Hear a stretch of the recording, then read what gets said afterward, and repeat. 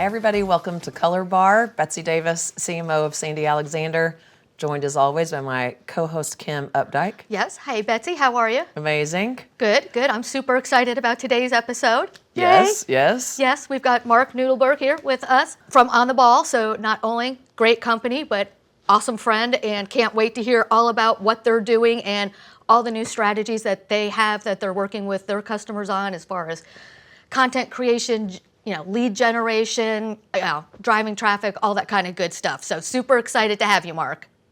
And a Floridian. Super excited to be here. Thank you guys for having me. Yes, South Floridian and longtime friend of Kim. Betsy, I've known you through my dad for forever.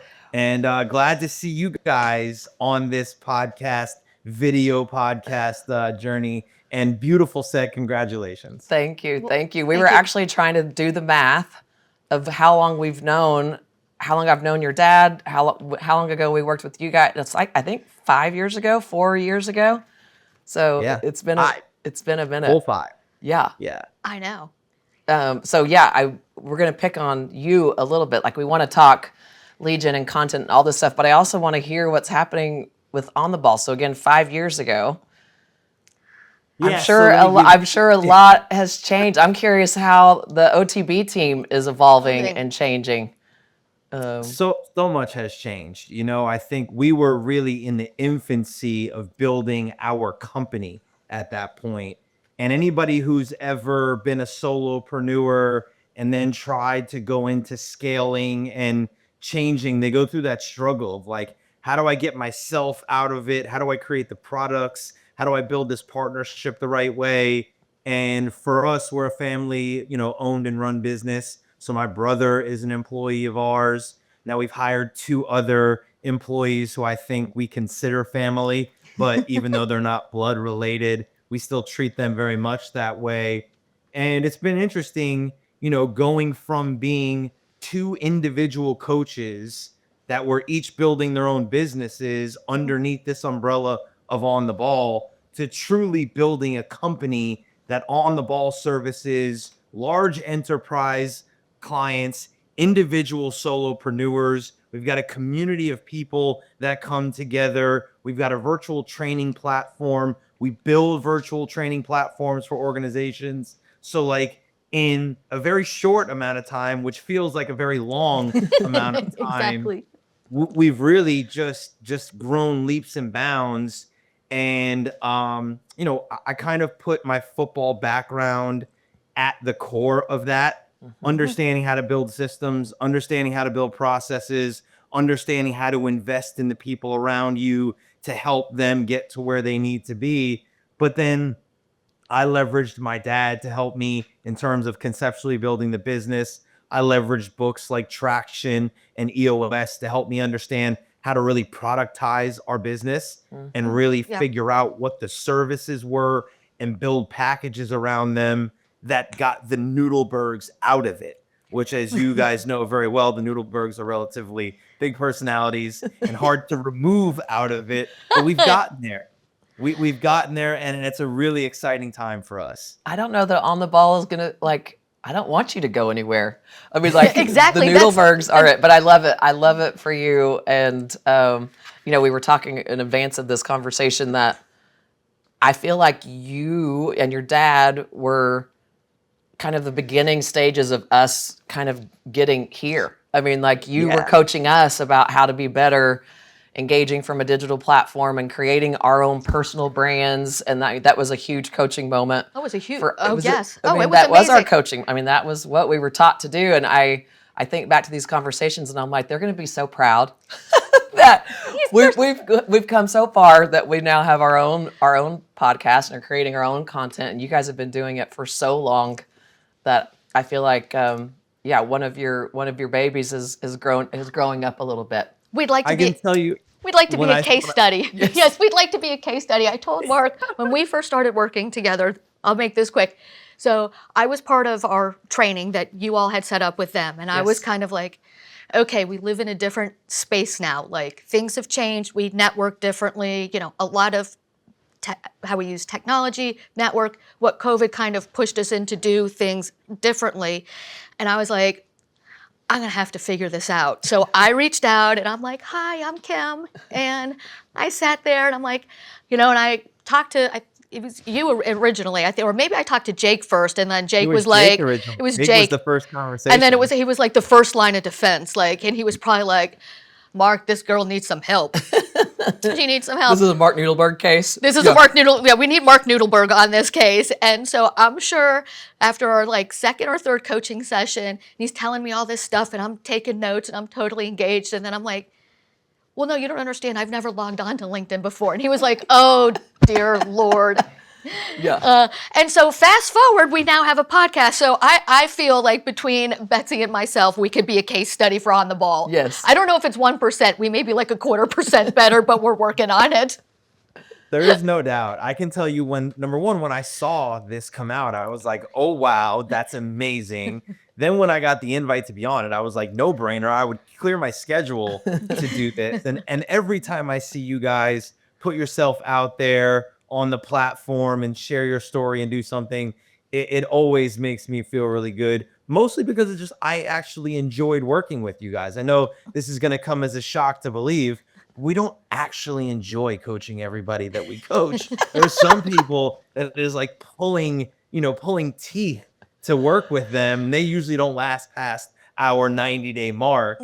But we really have always loved the work that we've done with you guys. So again, super excited for you guys, super proud to just be a part of it and see the journey. Well, we appreciate it. Yeah. So I was doing a little research and was looking at the website and loved seeing all of the brands that you guys work with scrolling across. But what was fascinating to me, you touch, just like we do, you touch so many different markets and verticals and sizes. I mean, everything from sports teams, going back to your background, to insurance companies and travel and all these things. So I'm curious, again, as your business has evolved and everybody's trying to evolve, what are you seeing trending that everybody is still trying to figure out from a sales perspective, and where you guys are supporting people growing their businesses? Regardless of size. Regardless of size, regardless of industry.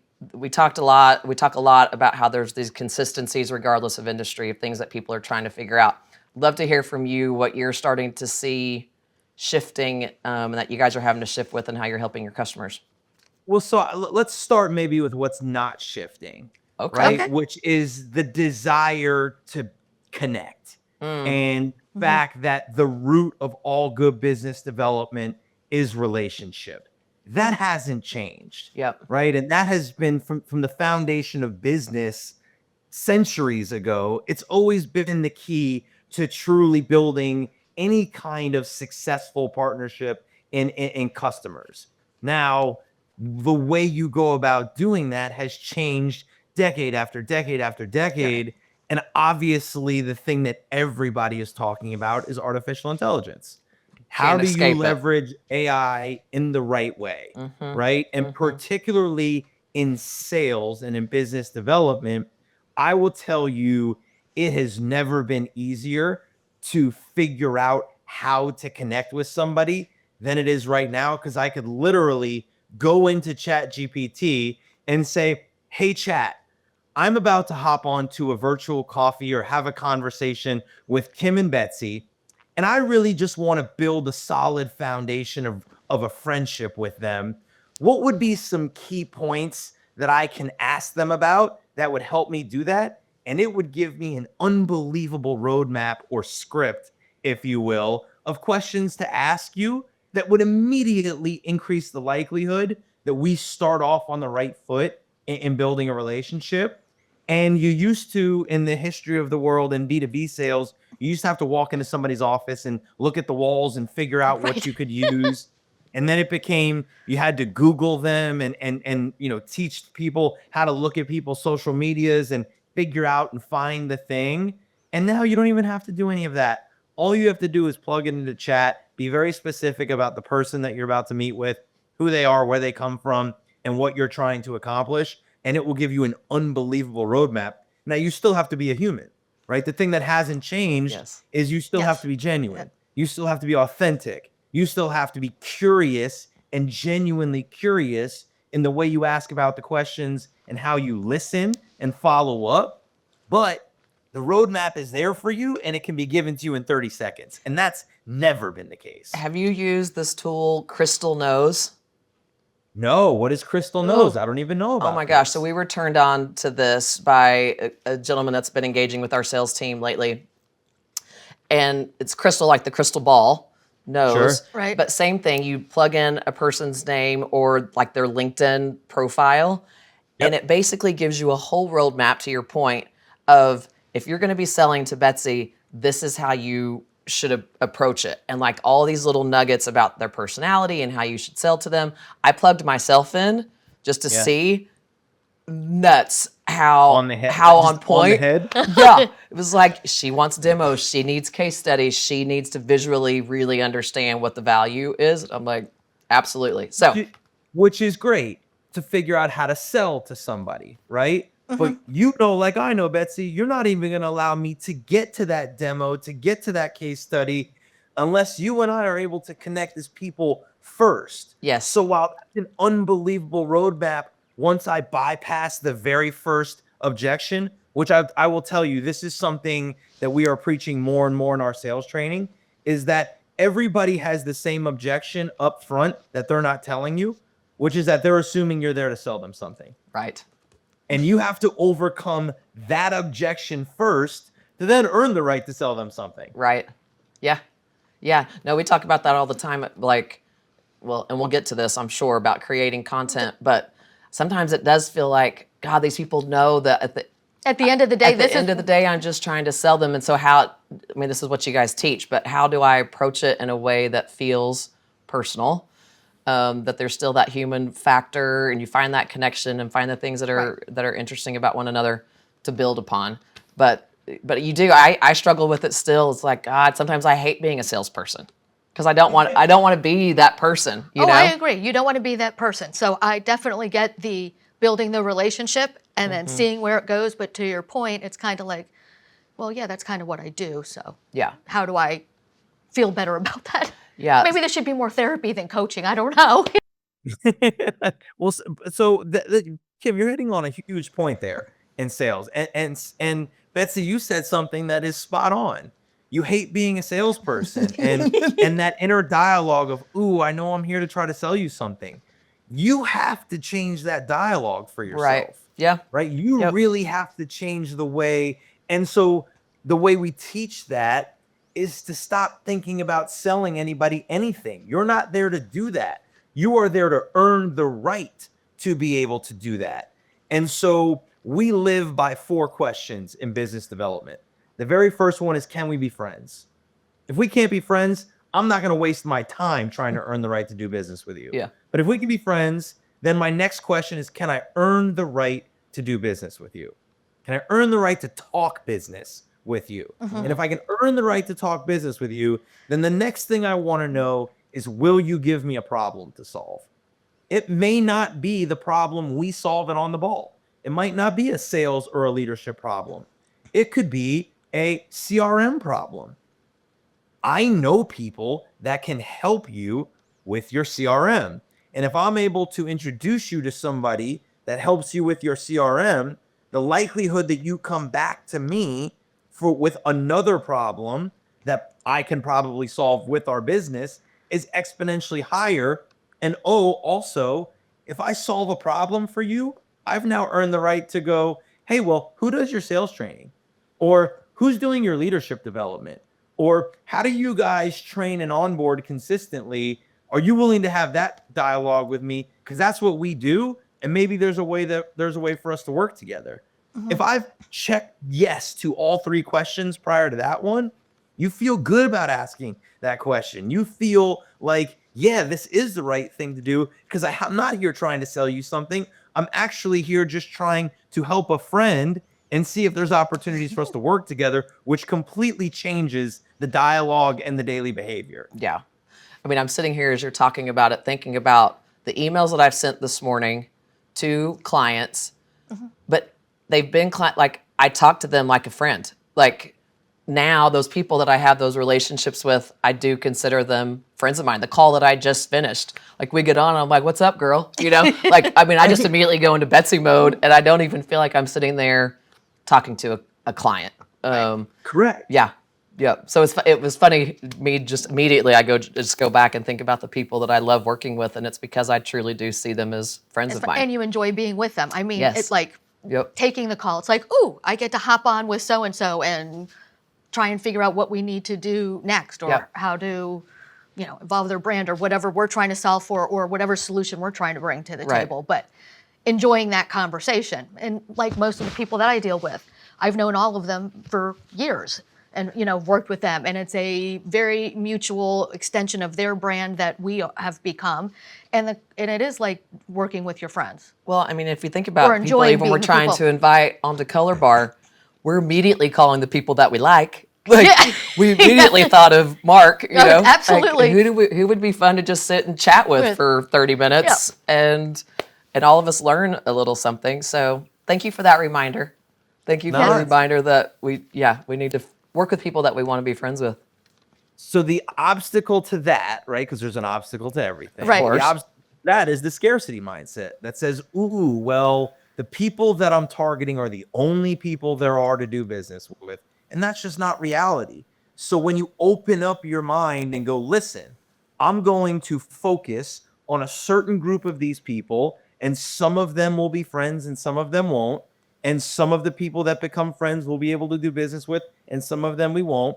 If we live by that as we work through it, and you just keep going, okay, I'm just going to grab a new set of people. I'm just going to grab a new set of people. I'm just going to keep finding the new set of people that I want to see if I can be friends with, and then see if there's opportunities from the people that I become friends with to do business with. It becomes a really easy way to work through business development. And it's not this grind of pushing the boulder up the mountain every day and cold calling 100 times and interrupting people and creating all of this friction in the buying process, when in today's world, there's not a single consumer who wants any friction in the buying process. They want there to be as low friction as possible. It becomes our job as salespeople and business development people to remove the friction for them. Yeah. So you talked about AI. Are there any other tools? Like, again, when we initially engaged with you guys, LinkedIn, it was all around LinkedIn, and now we're talking AI. Are there other new tools that you guys are seeing in the marketplace that people need to be thinking about from a biz dev perspective? So there are tools that we use, right? You have to have a CRM. If you don't have something like a Pipedrive or something like a HubSpot or something like a Salesforce, there are levels of CRMs for every organization.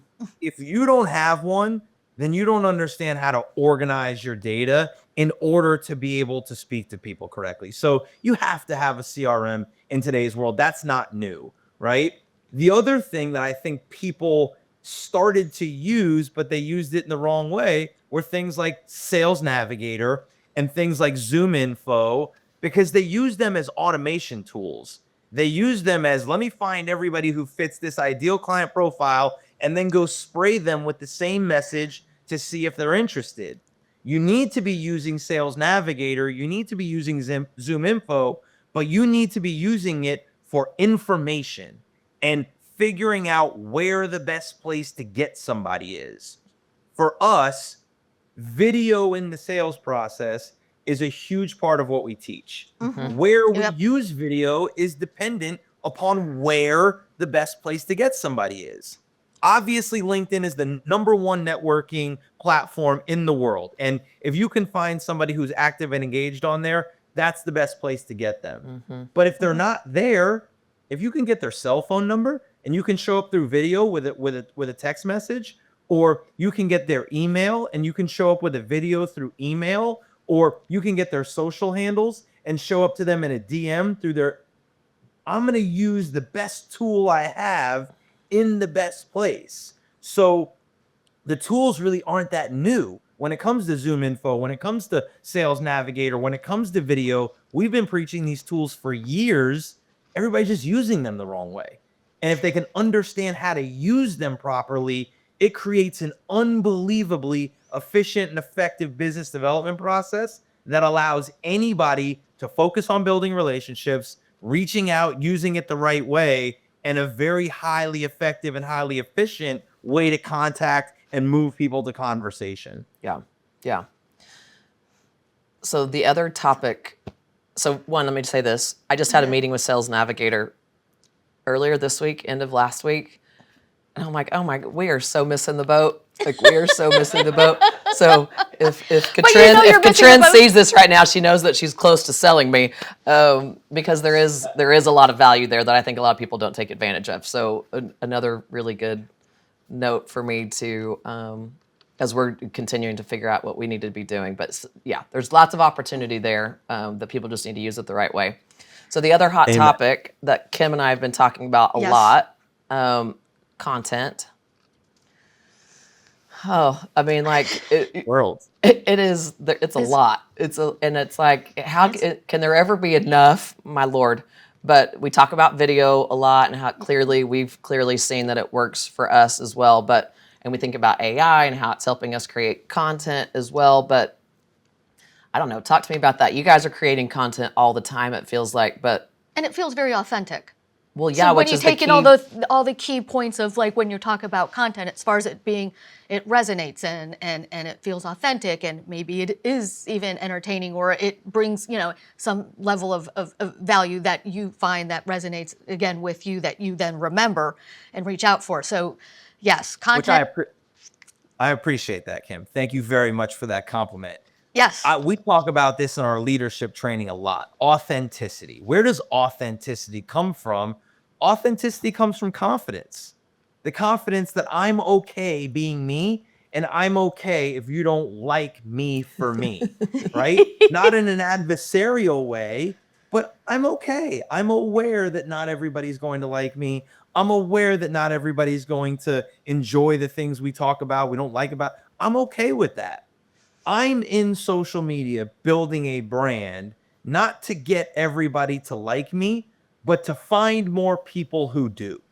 That is the unbelievable tool that we have. And so the thing that's made it very hard is that all of the platforms have continued to move away from each other in terms of the style of content that works. So what used to be, make one piece of content, post it across all of the platforms because they all operated the same way, was really easy and great. And Gary Vee was preaching, put out 65 pieces of content a day, right? Because you could literally just take a piece of content from everything, and it didn't require you to match the format that fits that platform. Mm-hmm. So when we talk to people, particularly in the B2B space, we tell them LinkedIn is the number one place you need to understand and operate in.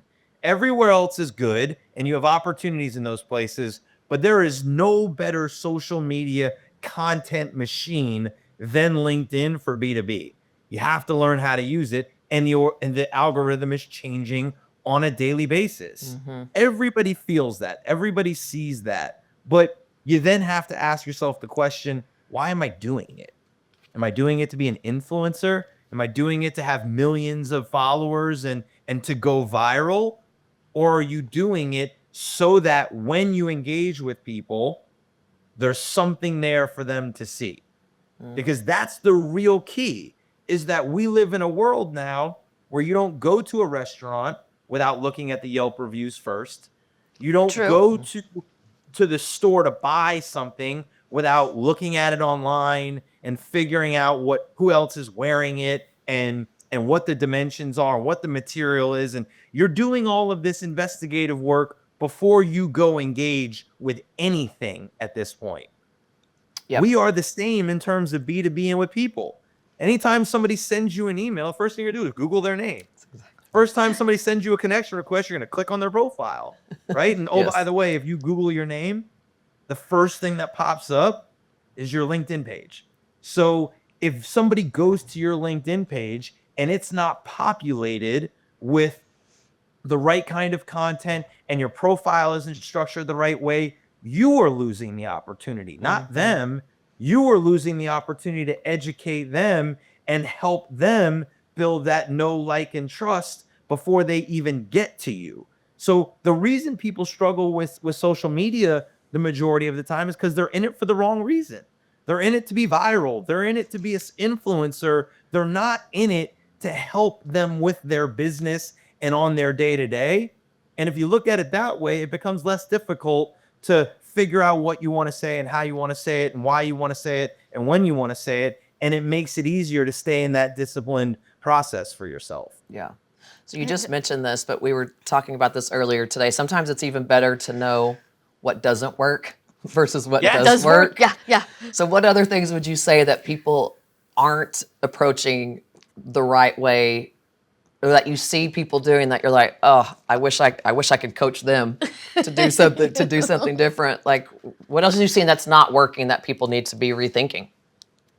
It's the same. So it's the initial contact, right? It is the first touch point with anybody in the sales process. I get it. I get hundreds of them a day. Betsy, I know that you and Kim, I know you both get hammered with LinkedIn Navigator in-mails and cold emails and cold calls that immediately show up that say, I know who you are, I know the problem that you have, and I know we can solve it for you. And immediately you go, no, you don't. You don't know, You don't know anything about me. Yeah, you don't know anything about our business. And you have no idea whether you could actually solve the problem that you're assuming we can find. And so people call this solution-based selling, right? We're focusing on the problem that we solve and the solution we provide for that, which immediately turns every buyer off because you're assuming. And we all know what happens when you assume. Been taught this since we were kids, right?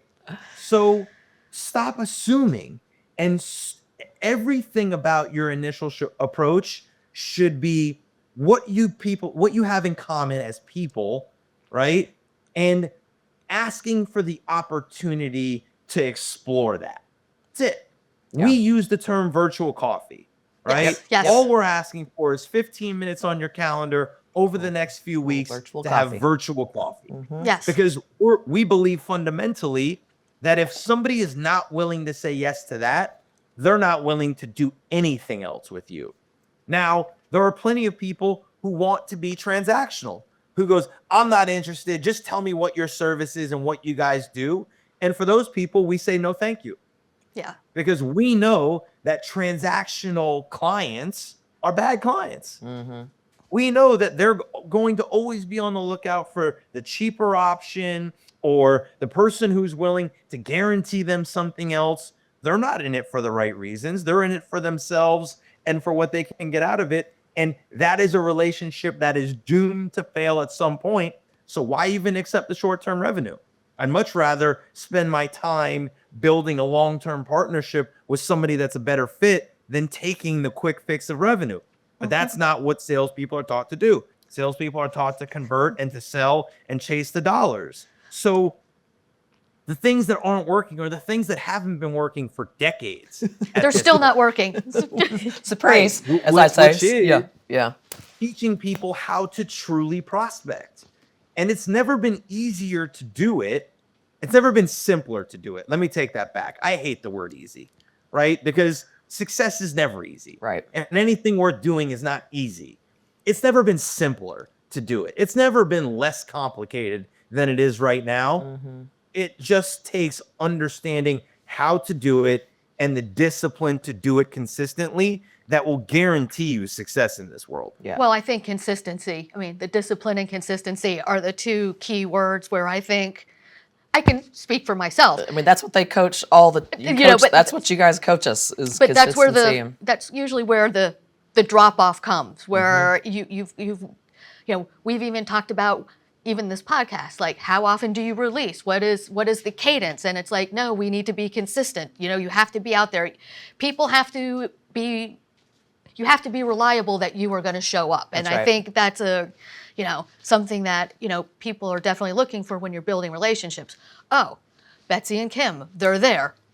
They show up, they have a topic, and just having the discipline and the consistency to be able to do that. I don't know, you're more on that than we are, but that's just my takeaway. But you're spot on, and I think people just assume it's going to be easy, or they just assume they're going to jump in and they're just going to be able to do it, when that's not reality for anything that we do. No. It's not reality in learning how to ride a bike. It's not reality in learning how to read. It's not reality in learning how to write. It's not, no skill set have you just jumped in and been like, I'm the best at this right now.